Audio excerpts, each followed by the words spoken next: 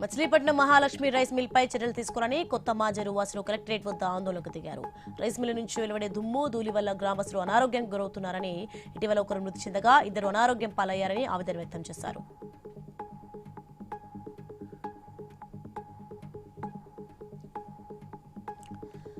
శ్రీ సత్యసాయి జిల్లా పరిగి మండలంలో జరిగిన రోడ్డు ప్రమాదంలో రాజంబానప్ప ప్రాణాలు కోల్పోగా ఆయన భార్య రామాంజనమ్మ ఆసుపత్రిలో మృత్యుతో పోరాడుతున్నారు. ఈ ప్రమాదానికి కారణమైన వ్యక్తులపై చర్యలు తీసుకోవాలంటూ మృతుడి బంధువులు రోడ్డెక్కడంతో తీవ్ర ఉద్రిక్తత చోటు చేసుకుంది.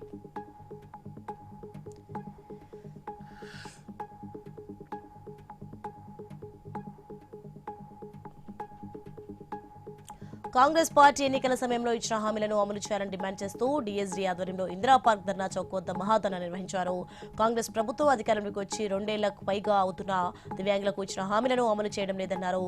దివ్యాంగులు, వృద్ధులకు పెన్షన్ ఇవ్వకపోతే వారు ఎలా జీవించాలని ప్రశ్నించారు. తమ న్యాయమైన డిమాండ్లు వెంటనే పరిష్కరించాలని కోరుతూ తెలంగాణ ఆర్టీసీ విశ్రాంత ఉద్యోగులు ఉద్యమ బాట పట్టారు. హైదరాబాద్లోని బస్ భవన్ ముట్టడించారు. ఆర్పీఎస్ 2017 వేతన బకాయిలు, గ్రాట్యుటీ, లీవ్ ఎన్కాష్మెంట్ డబ్బులు వెంటనే చెల్లించాలని డిమాండ్ చేశారు.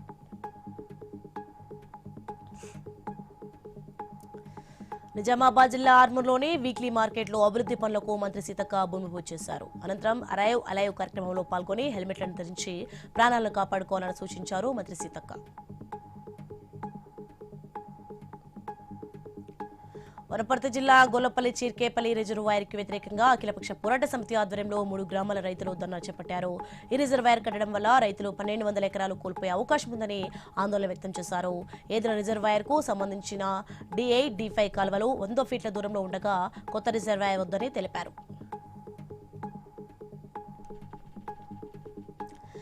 ఈ నెల 16న కాకినాడ జిల్లా అల్లిపూర్లో పాత కక్షల నేపథ్యంలో జరిగిన గొడవల కారణంగా హత్య కేసులో నిందితులను పోలీసులు అరెస్ట్ చేశారు. నిందితులను కోర్టులో హాజరుపరిచినట్లు పెద్దాపురం డీఎస్పీ శ్రీహరిరాజు తెలిపారు.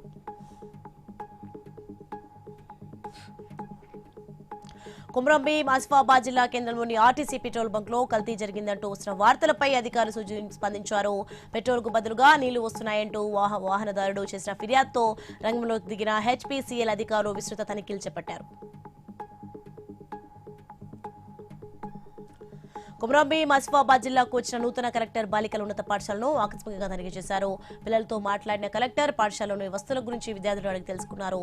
రాబోయే 10వ తరగతి విద్యార్థులు మంచి మార్కులతో ఉత్తీర్ణత సాధించాలని ఉపాధ్యాయులకు, విద్యార్థులకు తెలియజేశారు.